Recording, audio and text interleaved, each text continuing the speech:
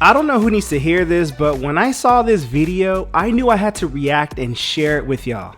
You relax on a bus when you don't know the driver. You relax on a plane when you don't know the pilot. You relax in a ship when you don't know the captain.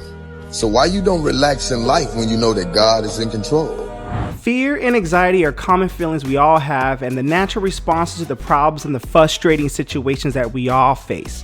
Several things fuel fear and anxiety in different people. For some people, it's a relationship in the past, so they find it difficult to trust people who approach them for relationships. If you're fortunate enough, because of a brother like me, you're not going to get approached that much. You got to do the approaching. And for some, they find it difficult to approach other people in relationships for that fear and anxiety for that situation in the past that they face that they just can't trust nobody with. For others, it's a history of poverty or lack of money. So whenever they lose a job or an opportunity like I did back in June, late June, they become terrified.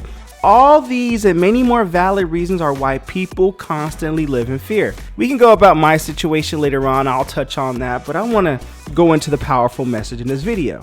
It does not matter what's responsible for your fears and worries. God is in control. However, the idea that God is in control is difficult for many people, including believers, to understand and to accept, mainly because God cannot be seen with the physical eyes, and what we can't see, some of us just can't trust. But then again, if you are in this category of those terrified by your challenges, the first thing you must know is that you are not alone and you are not less of a believer. Even Jesus' disciples were overwhelmed with fear and terror, even when Jesus was right there with them. So in the famous story of Mark, chapter 4, verses 35 to 41, the Bible records that Jesus and his disciples were crossing a river in a boat to the other side when suddenly a great wind arose and their boat was greatly shaken. Jesus' disciples became terrified. Their fear was even mixed with anger when they discovered Jesus, who was supposed to save them and was with them, was sleeping in the boat's stern. So they woke him up and cried out, saying, "Teacher, do you not care that we are perishing?" And that's in Mark chapter 4, verse 35. One would have expected that those who have seen Jesus in the flesh and experience his miracles would exercise an exceptional level of faith. I mean, he brother is right there with you. But on the contrary, they were shaken when a challenge beyond them arose. In other words, not trusting God is not peculiar to you. Many people are struggling to trust God, but that does not change the fact that God is in control or an encouragement for you to worry. According to the story in Mark chapter 4, Jesus arose when his disciples were panicking and rebuked the wind, saying, "Peace, be still." I mean, he probably said it a little bit more dramatic than that, but you get the point. The wind stopped and there was a great calm. Jesus commanded the wind and it obeyed him. He is in control of everything. Even the wind obeys him. Therefore, it does not matter what is shaking your boat. Literally, right? Figuratively and literally. Jesus is in control. However, you must trust him to take control of your situation. He wants you to call him to join your boat and lead you through every storm.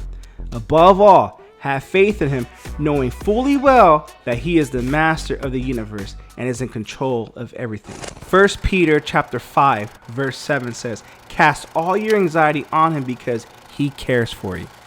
If you want to hear about my situation, late June, I got laid off as a social media strategist at a local casino nearby. It was a pretty cool job that paid pretty good, and I had fun doing it. But the thing is, God didn't want me there no more. When I got terminated, I thought, man, this sucks. But as a believer, it's not my first time being laid off. At the same time, hey, I knew God was in control after taking a day or two just to gather myself. You know what I mean? Faith without works is dead. So by applying to other jobs, I got rejected for a couple. Some other jobs, when I applied to, I got an email back saying, "Hey, we want to interview you." Then 2 days later, by the way, forgive us, this position is no longer available due to budget reasons.